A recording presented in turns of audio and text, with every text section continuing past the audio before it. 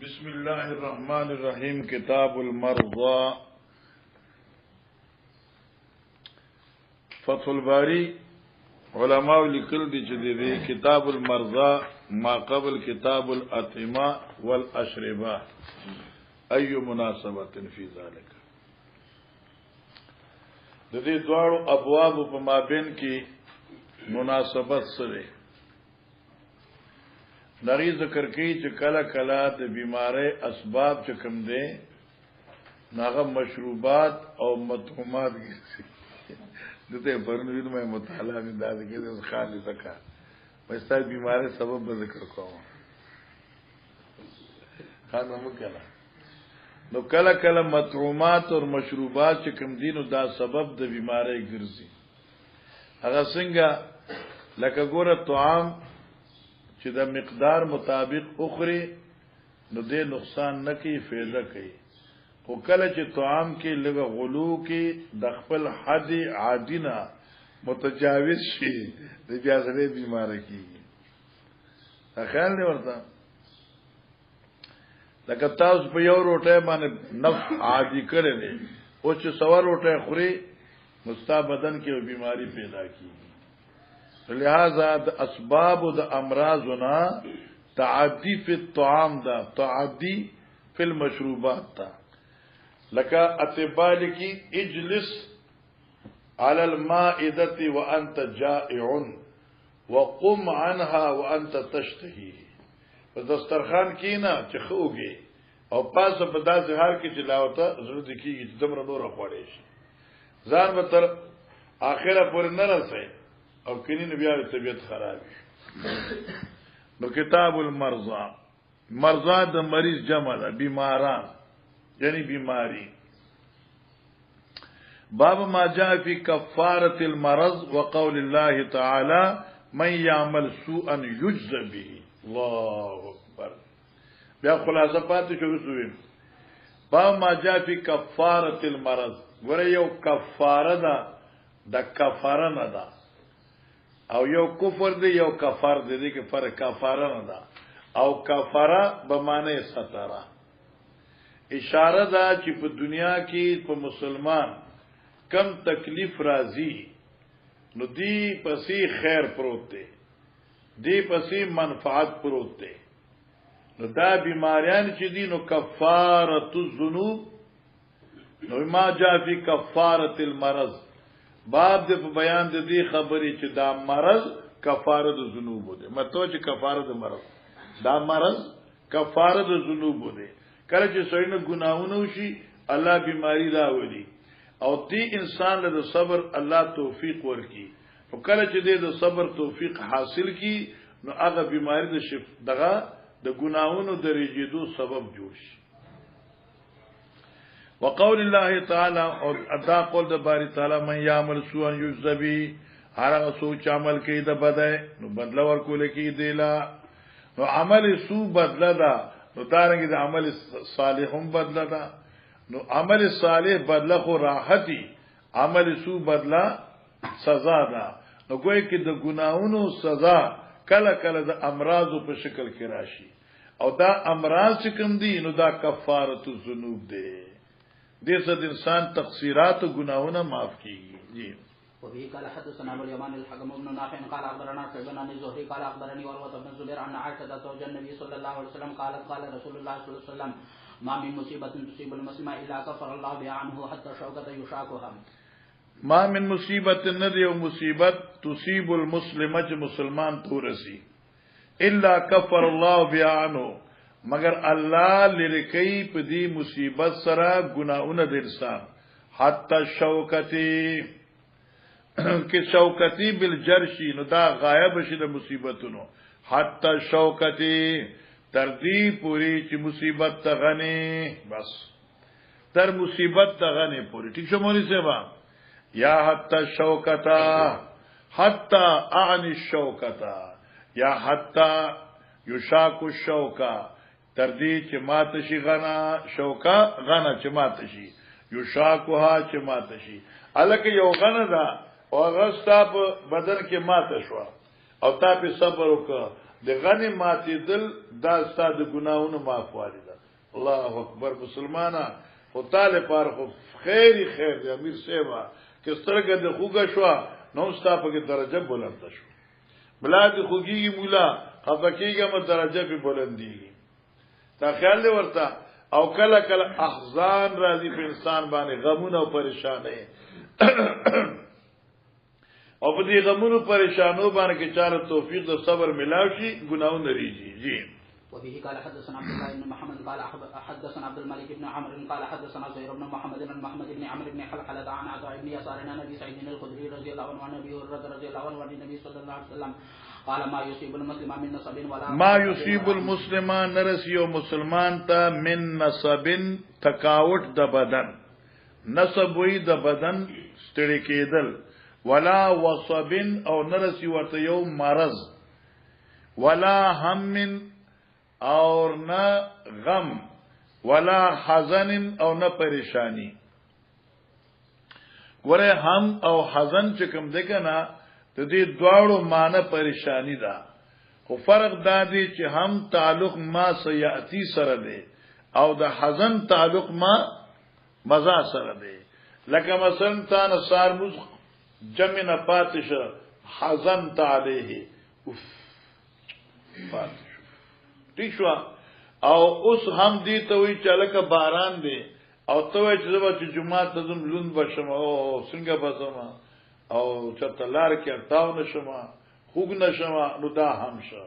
هم تعلق مستقبل سره د حزن تعلق ولا حزن نه تکلیف ولا غم نه پریشانی حتی شوک یشاکها جماتشی الا کفر الله بیا من خطایا الله په دې سره انسان ګناونه لري. وبه قال حدثنا مسدد قال حدثنا يحيى عن سفيان عن سعد عن عبد الله بن كعب عن أبيه عن النبي صلى الله عليه وسلم قال مثل المؤمن كالقامة من الزرع تفيئها الريح مرة وتعبرها مرة. بس ګوره مولانا صاحب توجه کوا مقصد دا دی چې د مسلمان مشکلاتو کی قسمت ته د مسلمان مثال داسې دی لکه د غنم هغه باریک تنا او تیغ کله چې لکه دا پټو کې دا غنم چې دی ولاړ دی دا مثال د مسلمان دی هوا رااله کله داسې ورځي کله داسې ورځي کله داسې کی کله داسې کی خو په هر حال چې کوم دی دی هواګانو سره دا بوټه ورځيږي نیږي دغه سي مسلمان دی کله بیماری او کله صحت کله خوشحالي او کله راحت او کله خفقان او مثال د منافق او د کافر په شان دغه بوټي د صنوبر دی اردو کې عربی کې وته شجر صنوبر وای موږ چې خپل وطن کې ترجمه کوو موږ د پیوچ معنی کوو نختر پیوچ پیژنې کنه نختر نہیں دیار نہیں جانتے ہو یہ دیار کے جو بہت بڑے بلند درخت ہوتے ہیں بہت بڑے بڑے ہوتے ہیں پوچھتا جو ہے نئے دوار ځان ځلې کنه پیوچ ندام مضبوط بوټي دی او دا نختر خو دل په نختر ډیر دنګي ډیر غټ لکه دلته دی علاقه کې لکه لاچې شو د تاسو کې صنوبر بوټي دی یو مضبوط بوټي دی مطلب دا او دی باندې سلیان راضی او اگان راضی دی دغه سی ولاړی اډو پروا نه حتا یکون انجافها ترجی چې زلزلہ راشي او غچ را ورځي دی ټک ټک ټک ټک دغه سی د منافق مثال دی. مثل مومن کالخامه من الزرع مثال د مسلمان په شان دغه نری تیغ دی د فصل تفیو هریحو مرتن چې ورځي دل راوا یوزل وتعدل امر او نیغی په بل زل کته کته کله برا کته کله س کله س وصل ومسل منافق او مثال د منافق چې کوم دی کل ارزا په شان دغه شجر ارزا دی عربی کې وته صنوبر وایي یعنی هغه مضبوطه اونا لکه د لاچې بوټي مانو دلته کو د علاقې غټ لاچې بوټي دي کنه لوی لوی بلاګانې خجی لا تزالو همیشه دانېغا حتا یکون انجاف امرته وایدا ترځي چې نړۍ دل دي په یو ځل انجام منفي نړۍ دل بس وی چته شدید قسم طوفان راشي نو سشي راورديږي یا ته دا نران خلق راودريږي او دا زیل و ټوکی ټوکی ټوکی ناصاب قرار شروع شي راورديږي. وقال زكريا حدثني سعد قال حدثنا ابن كعب عن ابي كعب عن النبي صلى الله عليه وسلم. چلو ابن كعب د خپل پلار کار ذکر کی هغه نبی علیہ السلام نا. قال حدثنا ابراهيم بن المنذر قال حدثني محمد بن فليح قال حدثني ابي عن هلال بن علي عن بني عامر بن لؤي عن عطاء بن يسار عن ابي هريره رضي الله عنه قال قال رسول الله صلى الله عليه وسلم مثل المؤمن كمثل القامه من الزرع من حيث اتتها الريح كفأتها من حيث اتتها الريح كفأتها چې کوم خوانه وتسیله راشي جوړ وردی فاذا اعتدلت چې دا نغشي نو کفأت تکفل بالبلاء نو ارتاو چې په مصیبتونو باندې ٹھیک شو. دارنګ والفاجر کل ارضه السماء او فاجر مثال په شان د کلک او د مضبوطی اونې دي معتدلتن چې نیغ ولاړی حتا یقزمها الله تر دې چې ماته کې الله دې لرا اذا شاء سوکه خو خشي. دا به مطلب دا چې لکه د منافق مثال د اونې دي دا په معمولی سلو ملو باندې نه کتکی نه برکیږي. دا رنګ منافق او کافر باندې دا مصیبتونه او تکالیف ناراضي تر دې چې په مرګ باندې یکدم ختم شي. او د مسلمان خوار وکړه یو تکلیف وکړه بل تکلیف وکړه یو مصیبت وکړه بل مصیبت قربان. وبه قال حدثنا عبد الله بن يوسف قال اخبرنا مالك عن محمد بن عبد الله بن عبد الرحمن بن ابي سعد عنه قال سمعت سعيد بن يسار ابا الحباب يقول سمعت ابا هريره رضي الله عنه يقول قال رسول الله صلى الله عليه وسلم من يريد الله به خير يصب منه. من يريد الله به خير چا باندې چې الله د خیر ارادو کې یصب منه او رسول شیاغه ته د دې تکلیفونو نه یا یصب منه او رسي الله غي ته دې تکلیفونو نه معنا دا چې لکه دا معمولی تکلیف چې دی دا د الله تعالی مهرباني او خیر دی ولی چې تعلق پاتې ګن تعلق الله یا الله یا الله تعلق رب سره یې کنا او چې کله په سړي باندې مشکلات ني نو تعلق هم ني. باب شدت المرض باب د په بیان د سختوالي د بیماری. اوس ګوره دلته کې فقط شدت مرض دی. استاد نقطې چې کوم لیکل دغه بویو باب شدت المرض باب دې په بیان د فضیلت د سختوالي د بیماری. الکه معمولی بیماری ده دغه معمولی اجر دی او چې څومره بیماری ده شدیده ده نو تمره دغه اجر هم سوا دی. او موږ به دا یو دعا کوو دا دعا کوي چې الله من کمزوریو من په امتحان کې ما اچو. ځکه کله کله سوچ کوم کنه خو ته خو سوچ نه کوي ځکه نو ځکه کله کله سوچ کوم ګوره سترګه بنده کړه سترګه پټه کړه نو ما بیګا سوچ کو نه مخکې په مطالعه مخکې په کړه دا اصل سترګه پټه کړه رسول عزیز حدیث سترګو کنه نو ما بس زمړ کېږم ما ساډو بیراله ساډو بیرا باندې نو بیا ما دې دنیا کې کو داخله چې لوی علماء وړاندو کنه حافظ ولی سیف الله دې رحمتونه وروندو چې هغه څومره په خوشاله ژوندګۍ کې تیر شوی دی وانه چې سړی د سترګې پټي نو دا څه په اسمان تور دی سور دی شین دی ازبکه څنګه ده دا زوی می څنګه دی پلار می څنګه دی مور می څنګه ده کې واده کې دا خزه څنګه ده کنه بیا یو ډیر ګرانه خبره چې دا بیا دا وړاندې چې بیان لاله درس لاله ملاقات لاله لاله ایران چې ایران نشي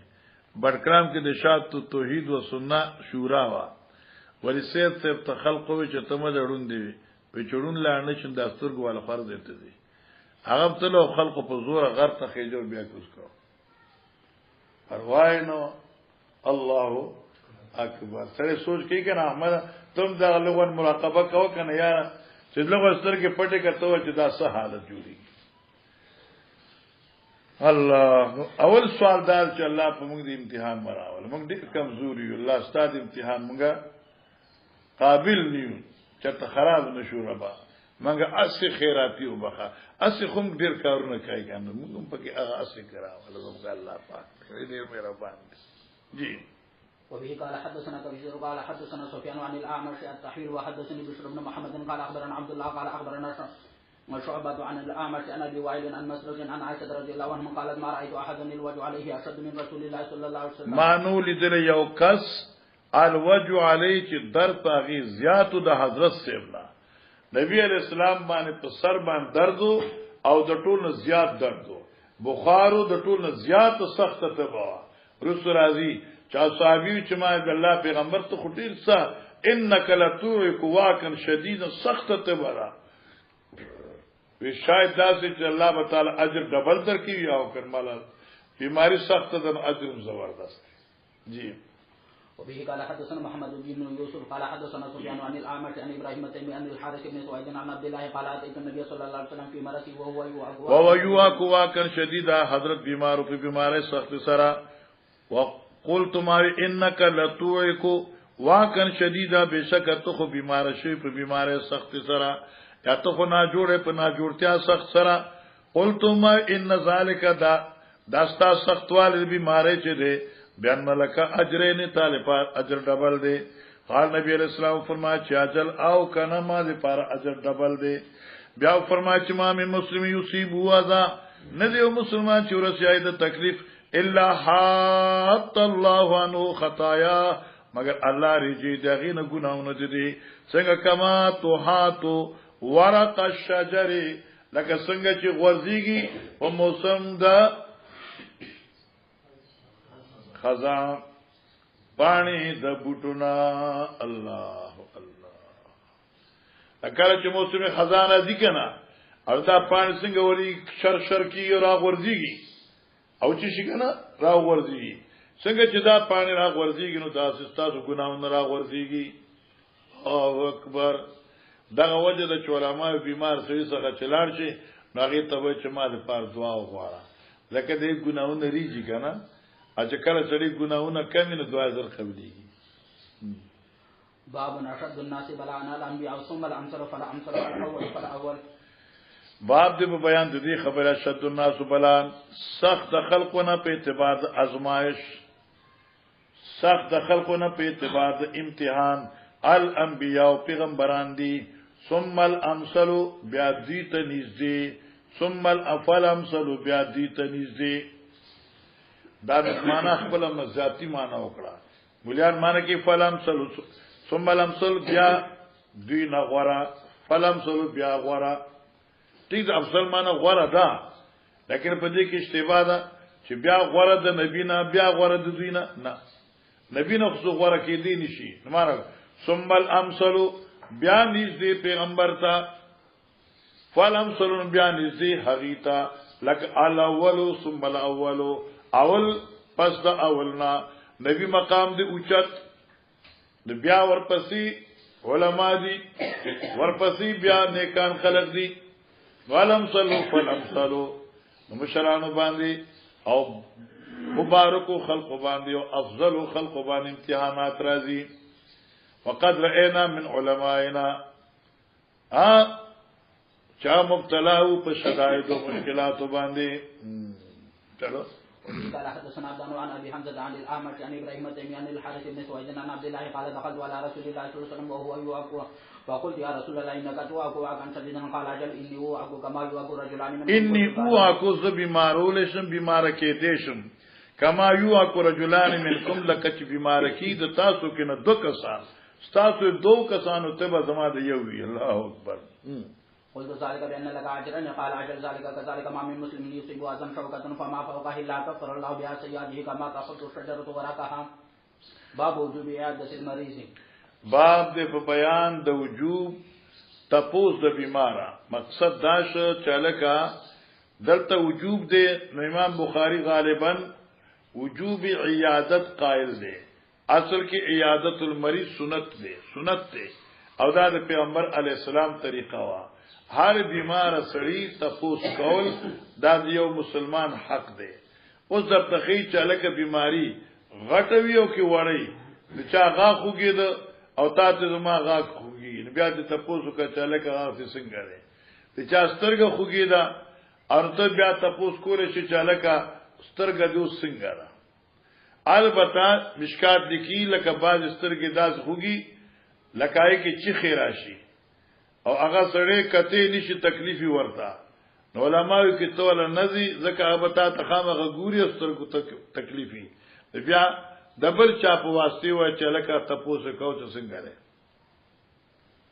آسان وفيه قال حدثنا قتيبة بن سعيد قال حدثنا ابو عوانة عن منصور عن ابي وائل عن ابي موسى قال قال رسول الله صلى الله عليه وسلم اتم الجائع وود المريض وفك العنيا. وفيه قال حدثنا حفص بن عمر قال حدثنا شعبة قال اخبرني اشعث بن سليم قال سمعت معاوية بن سعيد بن مقرن عن البراء بن عازب قال امرنا رسول الله صلى الله عليه وسلم ل7 ونهانا عن 7 عن حاتم الذهب ولبس الحرير والديباج واستبراق وعن القدسية والميسرة وامرنا ان نتبع الجنائز ونعود المريض ونفي السلام. ورا خلاصه می پاتې شو کړه دې سړي ته خوشاله یم اما زه په دې ځا حکومت فرمي ورته خبره خلاصه کړې بیا ما زه را پرې داس نه یم یخت کنه خو خلاصه دې باب پاتې شو د باب خلاصو لیکه کتاب المرضى په 22 ابواب مشتمل دی او 48 احادیث دي مقرر پکې 34 دي معلق 7 دي آثار 3 دي تو چې کل 48 شو مقرر پکې 34 شو نه پاتې شو 34 نرسو 48 په سو دي سوې و 14 تو 14 روایتونه دي نو بس نور خو پکې ټول تیر شي شابه مکه باب عیادت المغمى علیه باب دې په بیان د دې خبره عیادت تپوس کول دغه چا چې بیوشي پیراغلی مارک یو سره بیوشوي دغه تپوس سو حکم دی دا امام بخاری دا باب ولې وتاړه دې لپاره چې لکه مغمى علیه خو پراتون کې نه پويږي د بیا د بیمار پرسی فایده څه شو دغه جواب داد چې کوم اغي ورثاو اقربا دي نو کم سے کم دی به تسلی خوشي کنه اکثر دغه خلقي فلان کې زما د پلار تپوس له نور راغله اولاد مې کوم د پلار تپوس له نور راغله او دې لپاره بیماری د مغمى علیه اگر چې د مغمى علیه تسلی په نه کیږي نو دغه د اقربا او تسلی خو په کیږي د پوشمري سیوا لہذا د هر بیماری تپوس پکار وي جی. وبه قال حدثنا عبد الله بن محمد قال حدثنا سفيان عن ابن المنكدر سمع جابر بن عبد الله رضي الله عنه يقول دا جابر رضی الله تعالی عنہ بیمار شو په مرض شخص سره دی فاتان النبي صلی الله علیه وسلم یودنی تپوس کو زما او ابو بکر صاحب او ما ماشیان دوار پیاده را روانو فوجدانی اغمی علی یادیزو کتم چې ما بیوشوا فتوضا النبي صلی الله علیه وسلم حضرت دسوک ثم صب وضوء اولیا با والی په ما باندې وبدادس فافقت نو بما فاقر علی نو ما چې قتل نو فیض النبي صلی الله علیه وسلم قتل من چاپیر زمانہ حضرت سیو ناسو ما یا رسول الله کیف اسنو فی مالی زما خود دولت ته خپل دولت سره سو کما کیف اقضی فی مالی سکه فیصلو کوم په خپل مال ولم یجبنی بشین حضرت مال جواب رانک حتا نزلت آیت المیراث تر دې چې یوسیکم الله فی اولادکم اتراغه جی. باب فضل من یسرع من الريح باب دې په بیان د فضیلت تاغه چا یسرع من الريح چې مرض میرګی راځي وجه دریح سرا وجه د هوا سرا ګور مولانا صاحب میرګی بیماری چې را دا ډیره سخت دی الله دې موږ ټول مسلمان ته وساتي. موږ سره دلته دوره تفسیر رمضان کې یو طالب او په امیر څه توي هغه زمانہ کې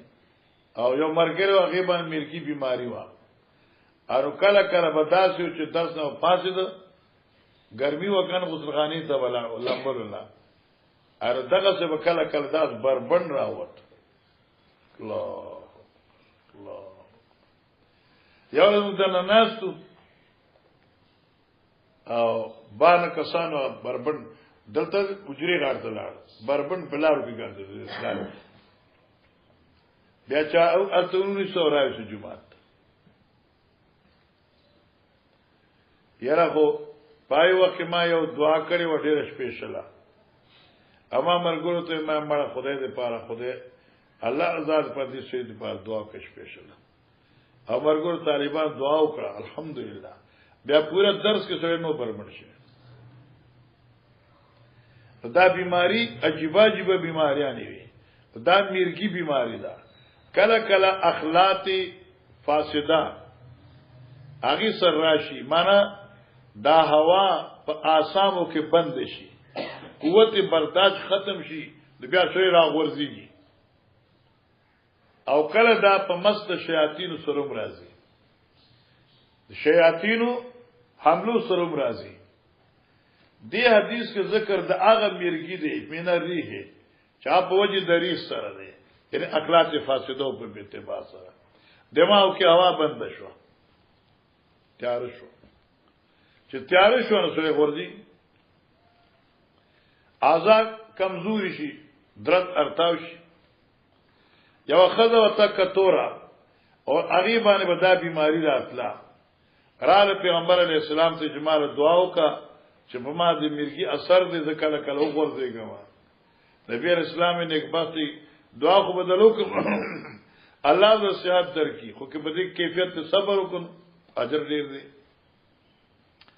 هغه کې چرته وای چې اجر ډیر دې ټیک ده صبر کوم ځکه دنیا خو لګ راځي دي آخرت همیشواله دی خو یو درخواست ده چې دا دعا وکړي چې بے پرده نشو هغه چې ورځيږي نو بے پرده شمه دا راته دعا وکړه چې ما الله بے پرده کینا وزه دا دعا درته کومه چنانچه ا دعا ورته وشو بیا کې وو ورځي نو بے پرده کېده بنا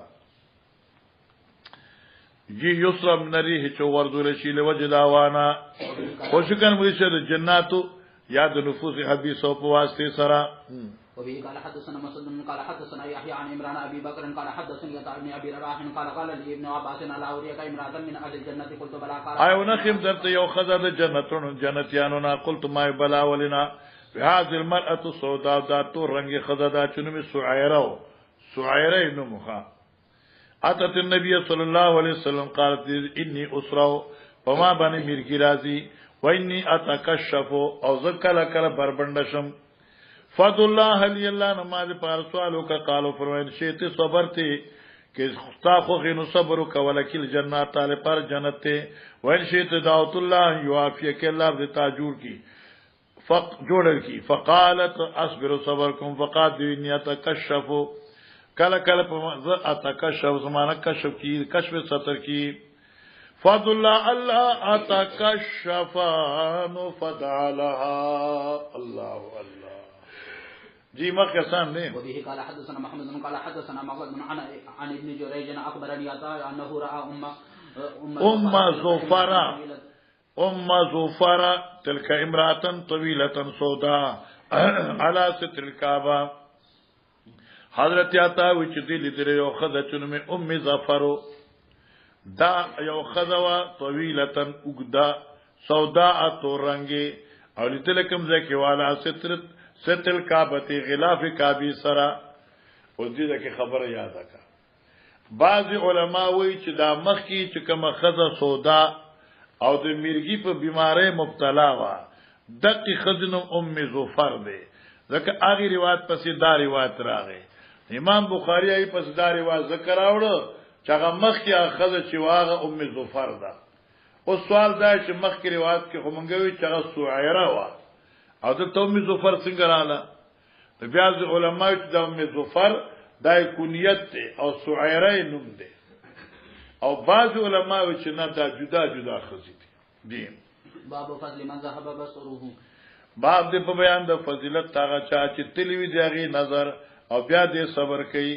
لکه زنګ په اصطلاح کې موږ چاته حافظ سی وی لکړون چې وایو نو معنا دا چې یو سړیستو کو نظر تلوي او دې بیا پاري باندې صبر ناکوي الله ورته اجر عظیم ورکړي جی وبه قال حدثنا عبد الله بن يوسف قال حدثنا ليس قال حدثني ابن الهادي عن عمرو مولى المطلب عن انس بن مالك قال سمعت النبي صلى الله عليه وسلم يقول ان الله قال اذا ابتليت عبدي بحبيبته الله پاک اذا ابتليت عبدي بحبيبته کله مبتلا کما خپل بندا پغه دو محبوبي سيزونو سره دو محبوب او سيزونو سره دسترګو ته حبيبته محبوب وي ولی وی الکه محبوب زکه چې دې سره محبوب ګوري دې سره محبوب ګوري تا ته بخاری محبوبه ده کنه نو ګوري ورته نو تا ته ستا مور پلار محبوب دي جو تو ورته ګوري نو تا ته ستا بیبي محبوبه ده جو تو ورته ګوري نو تا ته ستا بچي اولاد محبوب دي جو تو ورته ګوري معنا دې سره سره نظر کې محبوبات ہوتا پوچ کم شی محبوب نه خودوک نه ګوري ورته کنه پښتاني مرضی خو ما ورته شو نه ګورم درته وای نه ګورم درته وای او چې کوم شی محبوب سره ته بیا ګوري لږ څه مال مخنه ته زه ته ګورم لږ څه مال مخنه ته الله اکبر الله اکبر سن 1981 خبره ده شیخ القرآن رحمت الله علیه د پنځپیر دی جمعه ته بیان د پار راغلو ما نور استخاره راغلو رب دې اسلام پوښ کله وی کتب سبای ما فلان کې راوي سو دلته کې بیان دی پاره تا فلان کې راوي سو وګ نه دی نیولو دا خبره خنه ده ما پلار راوي سو دلته کې شیخ سے راغلو دلته زن په دعوت وانه آی وخت موږ طالبانو نورستان طالبانو ډیر شیو دا مقبره کله په لار شیخ په عدل راته کنه دا طالبانی دیو دا مخی کې دل تاسو پته کړه دا څنګه چې مخی وشو دا قصه تابع چسیا سلی و نه دا بچی کنه عربیات دمر لکه دلته دا وړي کې چنه دمر یو ماشوم ما جلسې روسو بیا ما ورته ما تاسو شیخ صاحب ته ولې کتل وې د دې زون په وطن کې ډیر نوم دی کنه او خلق په ډیر صفات کول موږ چې تاسو څنګه وایي موږ ته ځکه بیا کتل دته محبوب وي کنه یار محبوبه نو تکړه استا په دې عاشم ډیر خسته خبرې لیکلې الله الله بحبيبته په محبوب او سزونو دې سره د انسان ټول اعضاء محبوب دي مولانا صاحبہ خدا ستر کې ډیر محبوب دي زکه چې دې سره د محبوبینو دیدار کیږي جی فصبر عوضته منهم الجنه يريد عينه فصبر بیا دې صبر کو نو عوضته منهم الجنه ما دې سترګو په وځله جنت ورکم يريد عينه معنا محبوبته مراد استرګي دي تابو اشعث ابن جابر و ابو زلال عن انس عن النبي صلى الله عليه وسلم باب عياده النساء الرجال وعادت ام الدرداء رجلا من آل مسجد من الانصار ګور مولانا صاحبہ امام بخاری داخی عیادت النساء الرجال تپوس د خذو د نارینه څنګه چې نارینه د یو نارینه د بل نارینه تپوس کوي جایز دی داسې خضراشي او د نارینه تپوس کینو جایز دی خدامره خبره چې نارینه با زنانه راشي با پردا او کلی کې څوک مشري غناغي تل لالا څنګه الله دې جوړ کا خپل عادت خدای کنا دغه خزه سخراشي د لور سخراشي مور سخراشي بچي د بیمارو ته پوس لراغلی زموږ ته سلام او دعا ورته کو الله دې جوړ عیادت النساء بعد بیان د تپوس د خذو الرجال د نارینو تشوا لاندې لیکي ولو کانا جانبي او بشرط ستر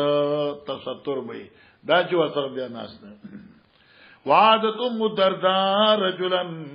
او می دردا چې تپوس کړو دی یو سړی من المسجد د جمعه والونا او دغه تعلق انصار سره حاصل کړ دي چې می دردا دوی دا موږ چې داول کې ویل دي یوم دردا کبرا وا هغه صحابیه وانو می خیراو او یوم دردا ورت صغرا وا هغه تابعیه وانو می حجیمو جی او ما علماء وی چې دا مشروازه کله صحابونو کې دا وفي قال حدثنا قتيبة عن مالك عن هشام بن عروة عن أبيه عن عائشة رضي الله عنها أنها قالت لما قدم رسول الله صلى الله عليه وسلم المدينة وكعب بس دا حدیث به تدو درې ځله بیا وای په دې بس ان شاء الله خلاصيږم لما قدم رسول الله صلى الله عليه وسلم المدينة تر کچراغ پیغمبر اسلام مدینه ته وعيك ابو بکر سے ما جوړ شو وبلال ما جوړ شو قال دای فدخلت عليهما عشاء بيوي زلال د ابو بکر او د بلال تپوس لپاره فقلت ما يا ابتي كيف تجدك ويا بلال كيف تجدك دا تپوس کنه لکه ته چې یا عبدالوارث څنګه دې حال ستا وځي ته بیماری ته پوښتنه اے ابو بکر سره حال ستا اے بلال سره حال ستا قالت عاشوی رضی الله عنها وکانه ابو بکر او زما د پلار عادت معنی بکې کله و ابو بکر یعنی و عادت د پلار زما اذا خذت الحمى هر کله چې ورسید د تتبا یقول لي به كل امرئ مصبح في اهله كل امرئ مصبح في اهله والموت ادنى من شراك ناله دا به حضرت ابو بکر صدیق وی كل امرئ هر یو انسان مصبح وزن د محمد دی کنه مصبح سبا کړي شوی دی فی آلی په آل دې معنا هر یو انسان باندې سبا کی دن کې دې په آل دې والموت ادنا من شراک نالی او مرګ هر انسان ته دغه د سپلو دروغ نه زیات قریب دی مرګ دې نږدې ده ها وکانه بلال رضی الله عنه اذا اقلاتن هو چې کله به دغه نه ته بل لري شو مدینه کې بیمار وکنه او چې کله به ته بل لري شو ناغه د مکی هغه واخه د مکی هغه غرونه د مکی هغه سرګړې ورته یادې ده دا به ذکر کول ٹھیک شو کنه وی الا لیت شعری هل ابیتن لیلتن بوات وحولی اذخر وجلیل وی الا لیت شعری ہائے کاش و زمائلم حل ابیتن لیلتن اش تیرا بکم ز یوشپا بوادن پاغ مکی بی میدان کی وحولی او مان چاپیرا اذخر وجلیل امان چاپیرا اغا واخد مکی چنوی اذخر دے سر گڑے و جلیلو او درس بل پشمدار واخدی مانا مکی یاد شو لکنا ہائی کاش چارز بکل رازی چیز مکی تلار شما او دا مکی پا یو وادی کے پروتے ما امانا چاپیرا اذخر و جلیل ولاروی دا دغیزے واخدی کنا وهل أردنا يوما مياها مجنة وهل يبدون لي شامة وطفيل وهل أردنا يوما أي إرادة بوكم يورزي مياها مجنة أغد أبوش په مقام د مجنی کی د مجنه یو زید چې مکیته نږدې ده آیا یورز بداسوي چې په کوی د مجنی ورسما وهل يبدون لي آیا اخکار بکر شماتا شامتن و طفیلو جبل شاما او جبل طفیل او دا دوار غرون دی پا مکہ کے آیا یو رز بئی چیز دا مکہ آجی اگا شاما و طفیلو گورم آیا اگا رز بداسی وی چیز اظہرو او جلیلو گورم اللہ واللہ پل دا وطن ارماندو حلقو یاد چاہتا خپل وطن کشمیر دے ورشو کنا او چې بیا پکې کشمیری هم وی بیا خو خامخه کشمیر شي کنا الی اخری په مطلب ورسېده مخه ده قالت عائشة فجئت الى رسول الله صلى الله عليه وسلم فاخبرته فقال لما حبب الينا المدينه كحبنا مكه وشد قال ما نبی علیہ السلام ته زما پلار داسې وی ابوبکر بلال داسې وی نبی رسول الله ما حبب الينا المدينه الا مدینه راته خوخه کا كحبنا مکه په شان د محبوبیت زموږ د مکه او اشد یادین سوا اللهم یا الله وصححها او دا مدینه او د هوا موږ د پاره بهتر کا دغه مدینه د بیماره زیو کن سوګراله بیماره بشو وبارک لنا فی مدها وصایها اے الله خیر راکې موږ ته د دې په کوری او د دې په کوکی کې وانقلهم اے الله روانه کی د مدینی اغه تبا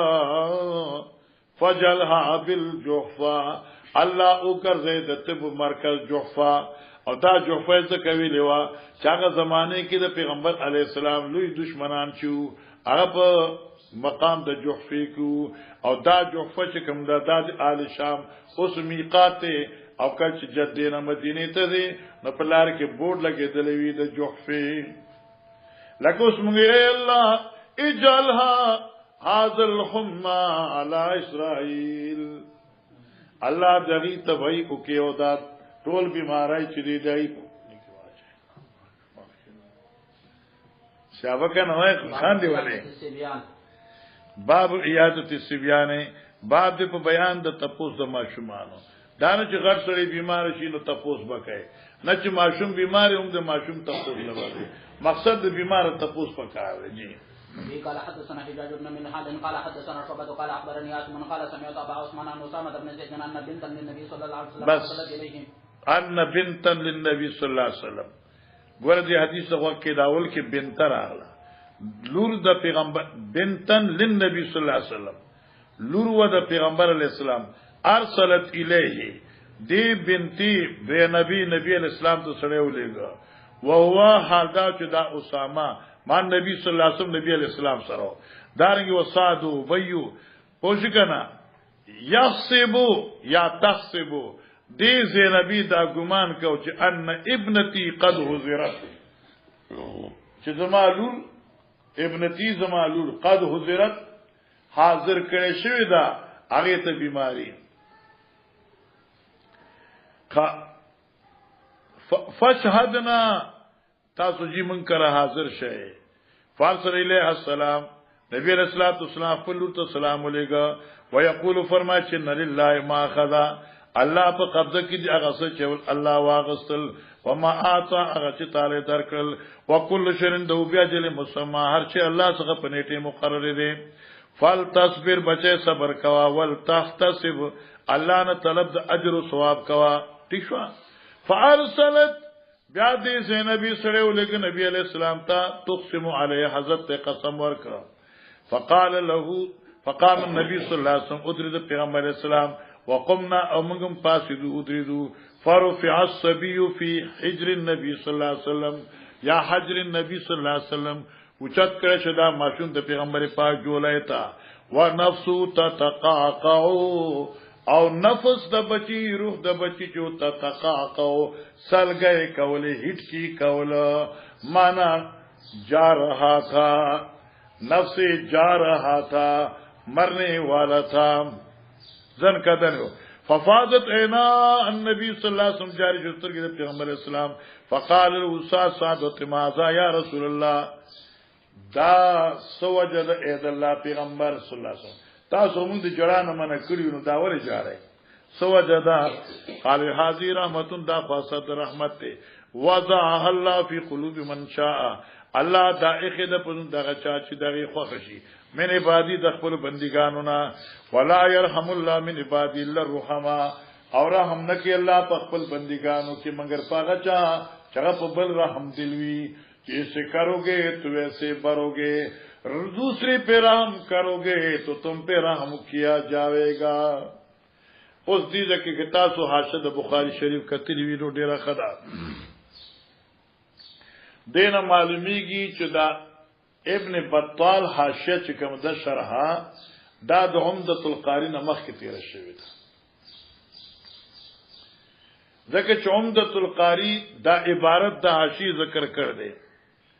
او عمدۃ القاری چې قال ابن بطال هذا الحديث لم يضبطه الراوي دا حدیث کوم دی د کې راوی خطا شوی دی او دا د راوی د ضبط نه وته دی ولی دی حدیث کې راځي چې حضرت زینبی وی ان ابنتی قد حضرت زمالور بیمار ده او رسول الله فرفع الصبي نبی علیہ السلام ته ماشوم اوچت کړی شو نو صبي یو دی صبیه نه ده پوښي نوې ابن بطال وی چې دی راوی خطا شوی دی په دې کې اصل کې دا ابن زینب بنت زینب نه و او ځکه چې ابن زینب چې دغینم علی و او بنت زینب چې وندغین امامه او هغه بیا حضرت علی سے په نکاح کې و د فاطمی رضی الله عنها وفات وروسته دا د زینبی لور چې و علی سے په نکاح کې دا ژوندای و نو دینه معلومه شو چې دا الکو جنای نه و ٹھیک شو دا قصه خبره ده بعض علماء ممکن ده چې دا جنۍ وا او دا زنکدن یو یعنی آخري بیماری سخت وا زنکدن نو بیماری سخت وا د حضرت په دعا باندې الله جوړ کړه خدا مخکنه قول د ابن بطال بهتر ده او دا ما څنګه ابن بطال شتیخه ما را غسته په 7,500 باندې هغه څوک اخلي نو 14,000 باندې ولرکو مخکره باب عیادت الاعراب باب د په بیان د تپوس د باندچانو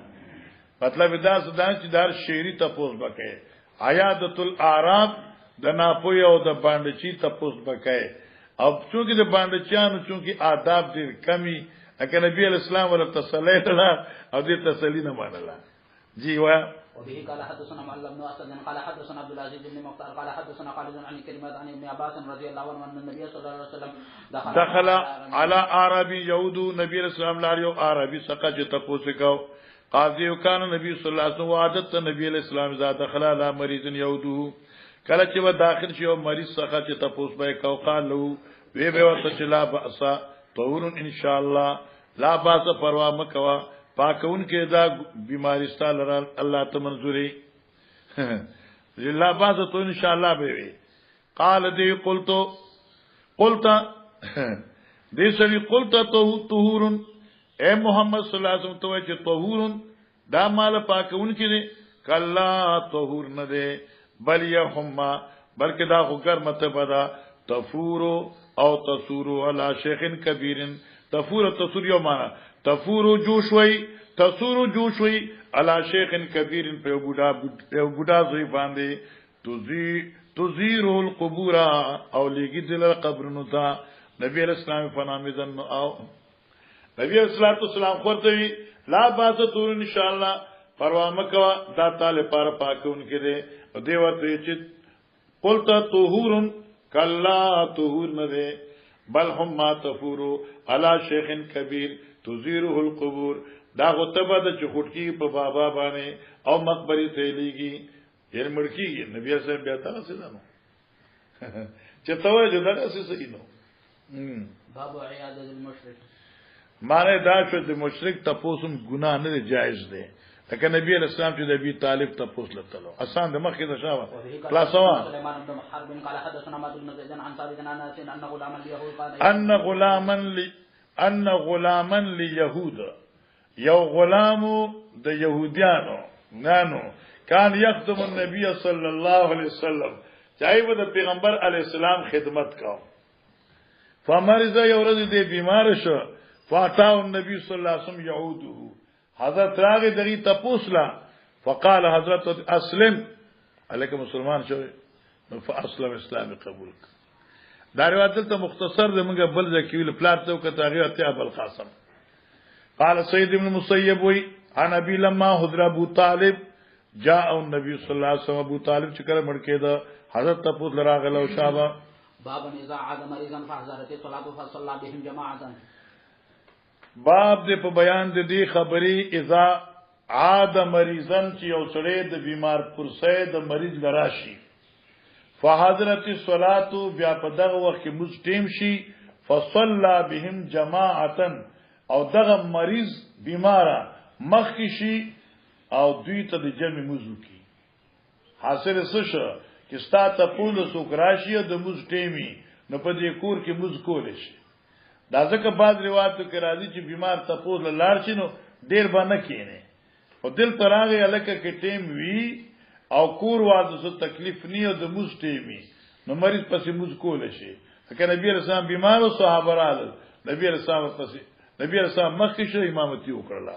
حديث قد مر مرارا. قال حدثنا محمد بن المثنى قال حدثنا يحيى قال حدثنا هشام قال اخبرني ابي عن عائشه رضي الله عنها ان النبي صلى الله عليه وسلم دخل عليه ناس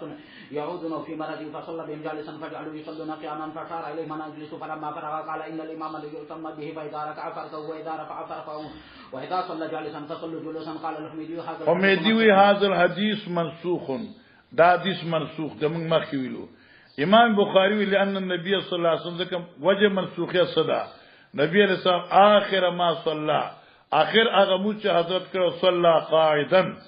والناس خلفه قيام صف 95 کې تیر شوی دی. جی ګوره سحرګل مولوي صاحب د عیادت مقصد سره د مریض تسلی د مریض تسلی په دې د لکه ته مریض څخه لاړ شي نو په سر ور لاس کېده ته به زلا در جوړ یا په سینې ور لاس کېده په یو بدن باندې ورته لاس کېده خوشاله شي چې دا سره واقعي زما ته په دراغه د لکر کنه راځي خوشوي نو حضرت په بیمار ته پوس کو او په سر باندې لاس کې خود قربان.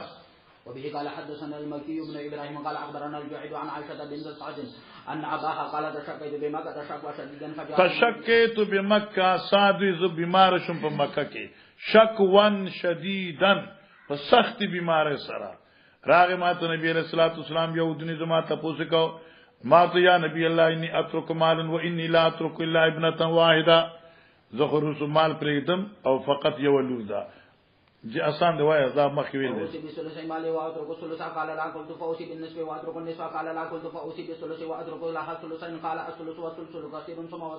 ثم وضع يد بیا کې خود لاس علی جبهتی نبی رسول کې خود لاس په تندید ساعت باندې ثم مسا وجهي وبطني بیا زما په مخم لاس راخ په خېټم لاس راخ ثم قال اللهم اشف سعدا اے الله دې سعد شفا ورکې واتمم له هجرته واتمم له هجرته اے الله دې هجرت مکمل کا یعنی سمانه دې مکی مدینه لتل نه دې مرګ په مکه مدینه کې راولې فما زلت اجد برده على كبدي وای ما د نبی علیہ السلام د لاس هغه سوړواله چې اما په خپل سینې باندې محسوس کو مخکې فيما يحال الي فيما پاغسز کی يحال الي چې زما په ذهن کې راتل حتی ساعت قیامت یې تر مرګ پورې ٹھیک شو فيما پکار ده کنه ستا کتاب څنګه ده فما ده فيما پکار ده جی. وبه قال حدثنا قتيبة قال حدثنا جرير عن الأعمش عن إبراهيم التيمي عن الحارث بن سعيد قال قال عبد الله بن مسعود دخلت على رسول الله صلى الله عليه وسلم وهو يوعك فمسسته بيده فقلت يا رسول الله إنك لتوعك وعكا شديدا فقال رسول الله صلى الله عليه وسلم أجل إني أوعك كما يوعك رجلان منكم فقلت ذلك إن لك أجرين فقال رسول الله صلى الله عليه وسلم أجل ثم قال رسول الله صلى الله عليه وسلم ما من مسلم يصيب عزا مرضا وما سواه إلا حط الله له سيئاته كما تحط شجرة ورقها باب ما يقال للمريض وما يجيبه. باب دې په بیان د وینا د عائد تپوس کون کی مریض تا او باب دې په بیان د جواب ورکولو د مریض تپوس کون کی تا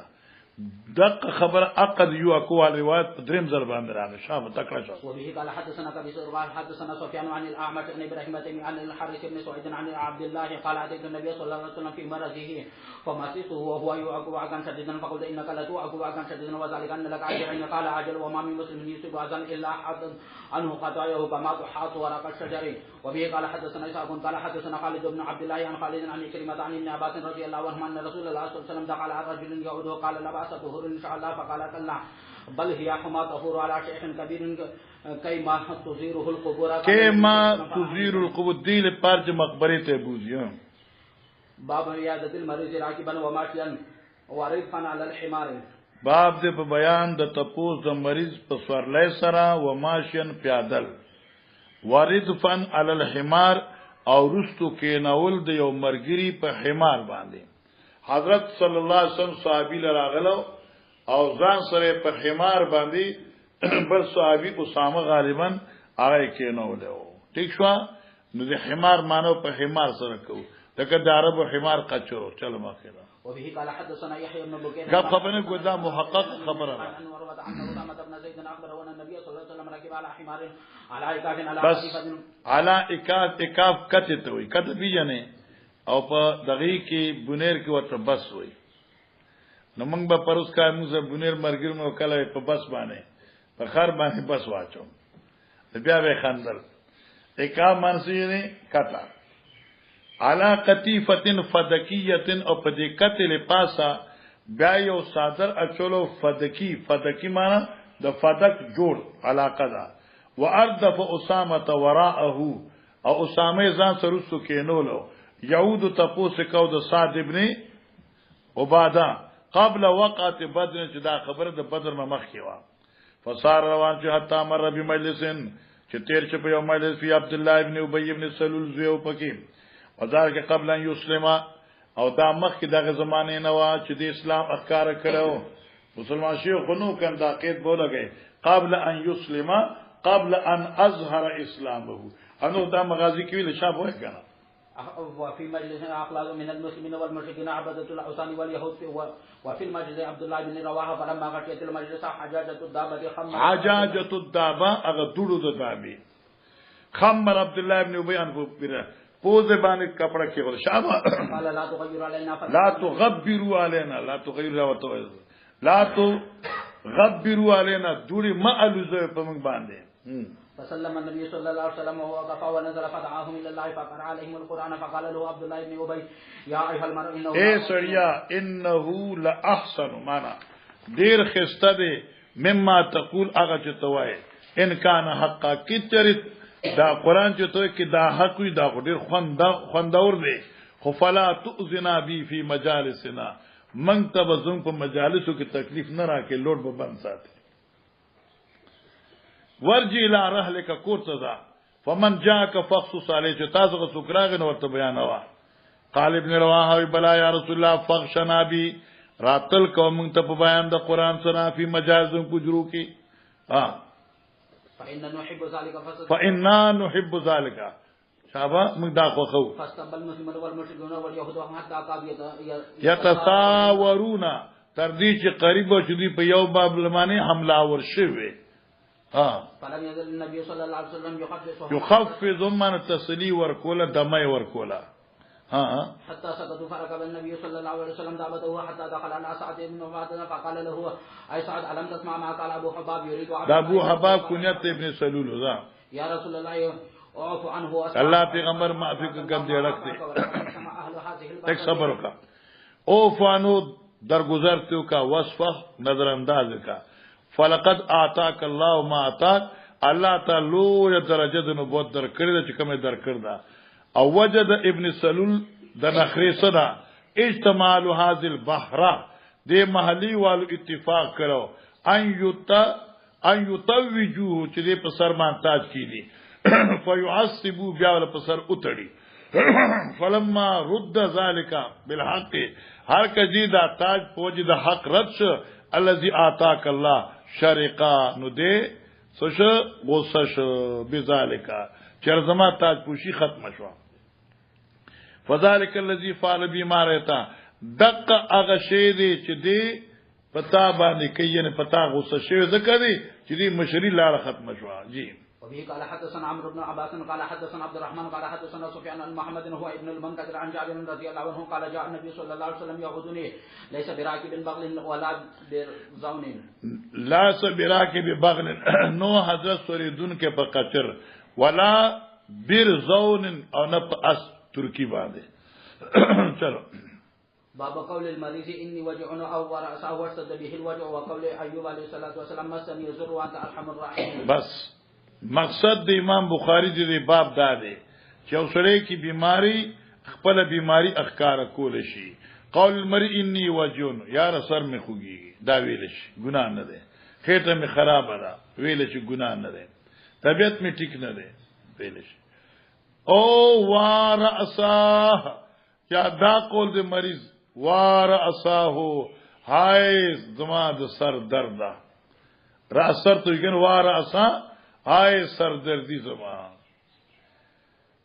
یاو اشتد بی الوجو ہائے پما بانی بیماری سخت شوا دا مشینو لگا بیا کی جرو بنینو وقول ایوب او دا قول دا ایوب علیہ السلام مسنی الزر وانت رحم الراحمین چلو وبه قال حدثنا قبيصة قال حدثنا سفيان عن ابن ابي نجيح وايوب عن مجاهد عن عبد الرحمن بن ابي ليلى عن كعب بن حجرة عن مر النبي صلى الله عليه وسلم وانا وقفت تحت القدر فقال ايوبك هو امر راسك قلت نعم فدع الحلاق فدع الحلاق نای را وقت فحلقوا سر ولکلک روډای ثم امرني بالفداء بیا ما تامر کو چې فدیه باور کې دا مخکې تیر شوی چلو وبه قال حدثنا يحيى بن يحيى ابو زكريا قال اخبرنا سليمان بن بلال عن يحيى بن سعيد قال سمعت القاسم قال قالت عائشه ورأسا فقال رسول الله صلى الله عليه وسلم نبی علیہ الصلوۃ والسلام یورز ولا ناس سکور حیات عاشق ابے سر خوګیدا عاشق ورأسا ای زما د سر دردا آئے سر میں خوب شا توجہ سے حدیث کو سنو فقال رسول اللہ صلی اللہ علیہ وسلم ذاکی یعنی دا بیماری ستا یا ستا مرگ ذاکی دا بیماری مرگ ستا لو کانا چکی چروی و انا حیون زو جوندیما نو فاستغفر لکی نو بطال پار بخنو غوارما و ادعو لکی طال پار دعا غوارم ادعو لکی مانا کہ داستا بیماری و مرگ زما پا دی جوند کے راغے زبطال پار استغفار او دعا غوارما نو گورے انصافدار دا بخاری حدیث تے لو کانا و انا حیون استاد دا مرگ راشی په داسې حال چې زو ژوندې ما نو استغفر لکی و ادعو لکی تعالی پار به دعا وغواړم استغفار وکوا معلومه شو چې نبی علیہ الصلوۃ والسلام دی دنیا نتلو نه پس چاله پار نه استغفار کوي او نه چاله پار دعا کوي او کې استغفار دعا وې بیا پیغمبر استغفار للعائشہ په دې ژوند باندې نه معلق کوو دی روایت بن خزان پوک ہے اور دیتا بخاری ہوئی خواہ بیشق محمد جو محدثین جہاں میں آتا ہے بخار ان کو بخاری نہیں آتی واہ سک لیا آئے مڑا شما سک لیا مانا بھی خزے دکھاؤں کو گپ دگئی آزادی خواہ واہ سک لیا آئے مڑا شما سمانا وہی تو خزما دا مرگ انتظار کے والله انی لا اظنک تحب موتی عاشق گمان کوم چې ته زما مرغ غواړي ولو کان ذالک او کی چرشی دغه سی سمانا کی چر زما مرغ راشي په داسې حال کې نو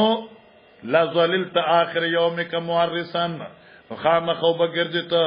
اخر یومک اخر وقت رضی معرسن ببعض ازواجک اے وعده کوونکې د بعض بیبیانو خپل سره سمانا کی چرزه مړ شوما نو بس ما خام له تو بیا بل بیبي سره ملاقات تللی اګه خود غلطا ته بیا زما غم او زما درد بچر دی ا خبر زم د بزرگان دې راخسته خبر یاد درته وقال نبی صلی الله علیه وسلم نبی علیہ السلام بل انا وراساو کته بیمار نه ہے عاشی انا وراساو زما سر ډیر خوږي انا وراسا ز یقینا ډیر سر مې خوږي سر درد امام لقد اممت ما قص کړه دې او ارتیا ما اراده کړی دا ان ارسل الى ابي بکر چې زولېګم سره ابو بکر تا وابنه او دغه زوی تا واعهد او زوی توصیت کما د خلافت ولی ان یقول القائلون یعنی من الله یقول القائلون یا کرایه یقول القائلون لئلا یقول القائلون چې اونوي وینکی او یتمنى المتمنون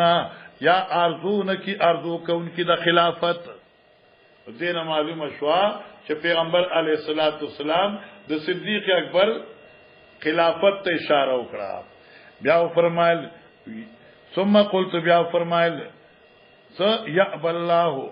ويدفع المؤمنون الله انکار کوي او مؤمنان بدغی مخالفت کوي او يدفع الله ويأبى المؤمنون یا الله مدافعات کوي شرل کوي اور انکار وکي مؤمنان مانس شوا الله بدبل چا خلافت د صدیق نه بغیر نه راولي جی وفي قال حدثنا موسى قال حدثنا عبد الله بن مسلم قال حدثنا سليمان بن ابراهيم التيمي عن الحارث بن سويد عن ابن مسعود قال دخلت على النبي صلى الله عليه وسلم وهو يعاق فمسست بيده فقلت انك لا تعاق وكنت قال عجل كما يعاق رجلا منكم قال لك اجرني قال ما من مسلم يصيب هذا المرض فمات الا حتى الله سيؤتي كما تحط شجره ورقها وفي قال حدثنا موسى بن اسماعيل قال حدثنا عبد العزيز بن عبد الله بن ابي سلمة قال اخبرنا الزهري عن عامر بن سعد عن ابيه قال جاءنا رسول الله صلى الله عليه وسلم يعودني من وجع اشتد بي زمن حجة الوداع تپوس کاو پاغه در چې په ما باندې راغلو په زمانی د حجۃ الوداع فقلت ما بلغ بي ما ترى الله پیغمبر ما ته تکلیف رسیدلې دا چې ته ګوري وانا ذو مال ولا يرثني الا ابنه لي صديق مغويل افتصدق بثلث مالي قال فرما لا قلت ما فشطر قال لا قلت ما الثلث قال الثلث كثير الثلث يسمع اوصي بثلث حضرت الثلث كثير انك انت ورثتك اغنياء کې ته پرې د خپل وارثان مالدار خیرون دا ورته منن تدنو اعلی چې پرې دا فقیران یتکففون الناس خلقنا سوالونه کوي ولن تنفق نفقه او تهرګ خرج نه کوي او خرج تبتغي بیا وجل الا اجر طالب حتى ما تجل في امراتك باب قول المريض قوموا عني. مطلب څه شو؟ امام بخاری دا خی کہ خلق تپوس د مریض لاړ شي او دا عائدین تپوس کوون کی خبري اتر شروع کی او مریض ته به تکلیفي نو مریض ورته ویل شي ضرورت ده لاړ شي. بعض وخت داسې خلک تپوس لاړ شي بیا غپونه شروع کی نو مریض خو قسمه قضو بیماری وي نو کای ورته ضرورت استا عیادت ماته منظور دي تلار شه دینه نه خیر لغونه کینه خو نه پوهه ده کنه چاته پاس ځن مطلب ہے سخته به خرابي سنور څه مسله وي نو بس مریض د مسافر دا مریض ته ضرورت مهرباني ستاره نه نو پوښتې شي لکه زموږ استاد هغه چې تلار شي کنه واوی چې بوسو کنه مطلب دا دې تاسو خپې ته نه چې نه څه فونشي ايوبا ما كده. وفي قال حدثنا ابراهيم بن موسى قال حدثنا عن معمر بن الطاهر وحدثني عبد الله بن محمد قال حدثنا عبد الرزاق قال اخبرنا معمر بن سوريان وعبيد الله بن عبد الله عن ابن عباس قال لما حضر رسول الله صلى الله عليه وسلم وفي البيت رجال فيهم عمر بن الخطاب قال النبي صلى الله عليه وسلم هلم اكتب لكم كتابا لا تضلوا بعده. قال عمر ان النبي صلى الله عليه وسلم قد غلب عليه الوجع وعندكم القران حسبنا كتاب الله فاختلف اهل البيت فاختصموا منهم من يقول قرب يكتب لكم النبي صلى الله عليه وسلم كتابا لن تضلوا بعده ومنهم من يقول ما قال عمر فلما اكثر اللغه والاختلاف عند النبي صلى الله عليه وسلم قال رسول الله صلى الله عليه وسلم قوموا. قال عبيد الله فكان ابن عباس يقول ان الرزيه كل رزيه ما حال بين رسول الله صلى الله عليه وسلم وبين ان يكتب لهم ذلك الكتاب من اختلافهم ولاغتهم. باب من ذهب بسبيل المريض ليدعى له. باب دې په بیان دغه چا چې بوزي ماشوم پوجګان به سبیل مریض هغه ماشوم بیمارا نیکان او صالحین څخه لیدعى له چا بزرګ ور دعا وغواړي هغه مکه حدیث ګوره ماشوم دی بیمار دی ایو عالم څخه صوفي سیف څخه بزرگ څخه شیر عالم څخه بوزي او ورته چې لکه مولوی صاحب شاه صاحب په دې باندې دم واچوا نو دا جایز دي. چلو. وفي قال حدثنا ابراهيم بن حمزه قال حدثنا عبد من هو ابن اسماعيل عن الجعيد قال سمعت صاحبا يقول ذهبت بخالتي الى رسول الله صلى الله عليه وسلم فقالت يا رسول الله ان ابن اختي واجع ان ابن اختي واجع زما دا خورې چې بیمار سره خوږي فمسح راسي ودعا لي بالبركه ثم توضا فشربت من وضوئه وكنت خلف ظهري فنظرت الى عهد النبوه بين كتفيه مثل زر الحجل قد مر زر الحجب پشان د اگای د زر کی یا پشان د اغه گنبت دا دوله د ناوی. باب نهی تمنی المریض الموت. باب د په بیان د ممانعت د وختلو د یو سړی مرګ لرا معنی کی یو سړی بیماری نو صبر وکړي مرګ دې نه غواړي ها کې چر ډیر زیات په تکلیف کې شي تاسو مشکات کې حدیث ویلې ده ته بداوي اے الله ان كانت الحیات خیرا لی فی دین و معاشی نو ما ژوندې کا او ان كانت الممات خیر نو فامیتنی الله تبارک حواله کې. چلو. به قال حدثنا عدم قال حدثنا شعبة قال حدثنا ثابت البناني عن انس بن مالك قال النبي صلى الله عليه وسلم لا يتمنى احدكم الموت من ضر اصابه فإن نه دی غواړي یو سره تاسو مرګ من زورن په صد بیماری اصحاب چې دې ترسیدلی فین کان لا بد فاعلن کې چې خامخ دې مرګ غواړي فل یقول نو دې اللهم احجنی الله ما ژوند او ساته ما كانت الحیات خیرا لی چې سو پر مال پر ژوند به تر وی وتوفنی الله مرګ راکې مال اذا كانت الوفات خیرا لی. جی.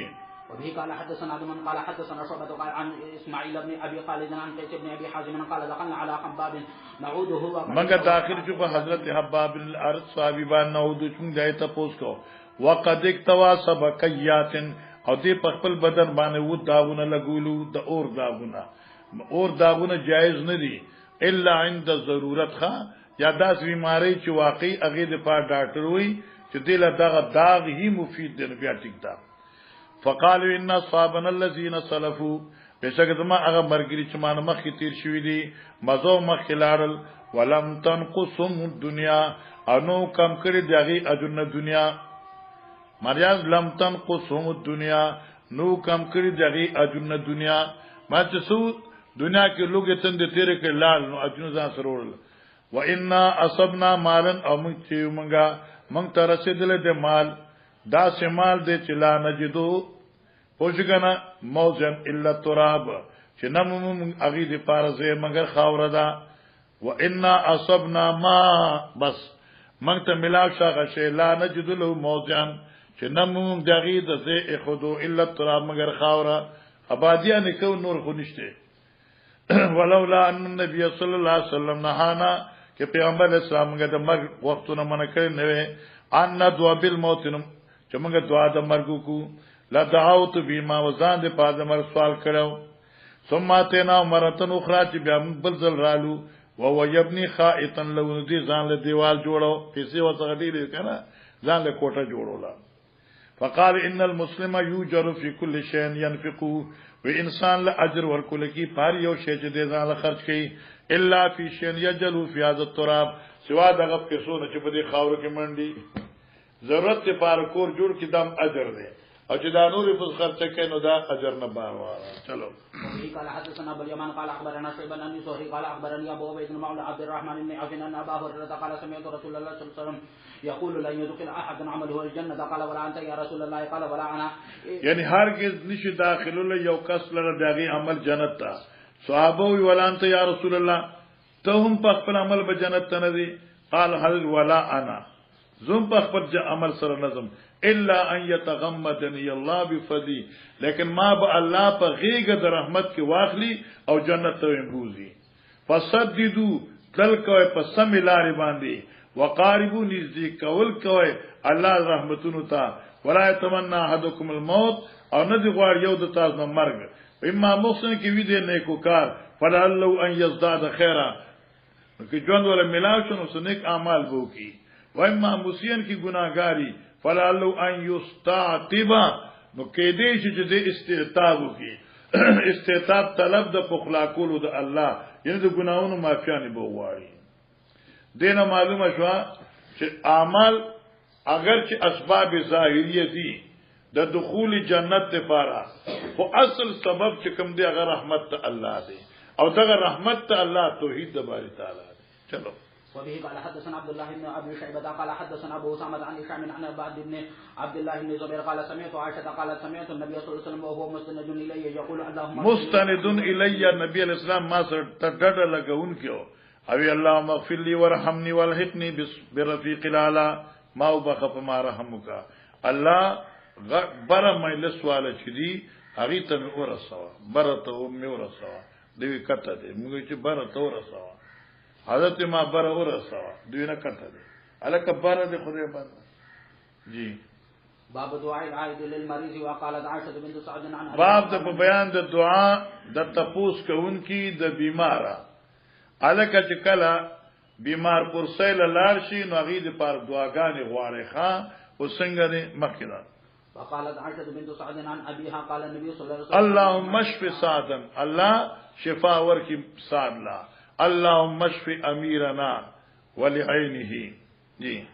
وبه قال حدثنا موسى بن اسماعيل قال حدثنا ابو عوانة عن منصور عن ابراهيم عن مسروق عن عائشه ان رسول الله صلى الله عليه وسلم كان اذا اتى مريضا او اوتي به اذا اتى مريضا بیمار څخه براغه او اوتي به یا به بیمار ورڅخه راويسته شو وی با عذاب البأس رب الناس لرکا دین بیماری اے مالک د خلقو وشف شفا ورکا وانت الشافی ته پورا شفا ورکونکه لا شفاء الا شفاءک نشته شفا مگر کامل استادا شفا انداز شفا لا یغادر سقما چې نفریږي دی په مریض کې بیماری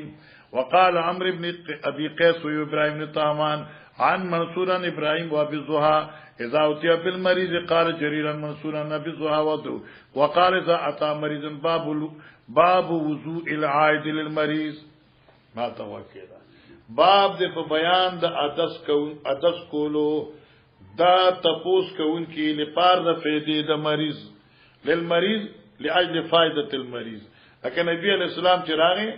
مریض په ادسو کو هغه پاتې په واړلې خدای جوړ کړ ټیک شو جی قربان. وبه قال حدثنا محمد بن بشار قال حدثنا غندر قال حدثنا شعبة عن محمد بن المنكدر قال سمعت جابر بن عبد الله قال دخل علي النبي صلى الله عليه وسلم وانا مريض فتوسل فصب عليها وقال صب عليه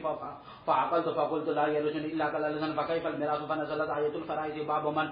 دعا برفع الوباء والحمى. باب دې په بیان د دعا په اوچتولو یعنی په ختمولو د وبایي امراض والحمى او د تبه. لکه یو سړی بیماری ته الله دې نه تبه لري کا یا لکه وبایي لکه اوس باران دی وبایي امراض دی اے الله حوالینا لا علینا الله پاغه او پاغه خلقو وره چې چاله ضرورت دی زموږ ضرورت پوره شوی دی ٹھیک شو. وبه قال حدثنا اسماعيل قال حدثني مالك عن هشام بن عروة عن أبيه عن عائشة رضي الله عنها أنها قالت لما قدم النبي صلى الله عليه وسلم وأبو بكر وبلال قالت فدخلت عليهما فقلت يا أبدا كيف تجد ويا بلال كيف تجد؟ قالت وكان أبو بكر إذا أخذ ما يقول كل امرئ مصبح في أهله مصبح كمحمد. وكان بلال إذا أقلع عنه يرفع عقيرته فيقول على عقيرته صوته چت آواز ألا ليت شعري هل أبيتن ليلة بواد وحول إسر وجليل وهل أريدا يوما وهل أريدا يعني هل وارد بشمس يوردي وهل يبدو لي شامة وتفيل. قالت عائشة فجئت رسول الله صلى الله عليه وسلم فأخبرته فقال اللهم حبب إلينا المدينة كحبنا مكة أو أشد حبا وصحيها وبارك لنا في صعيها ومدها وانقل حماها فاجعلها بالجحفة. كتاب الطب. كتاب الطب دا كتاب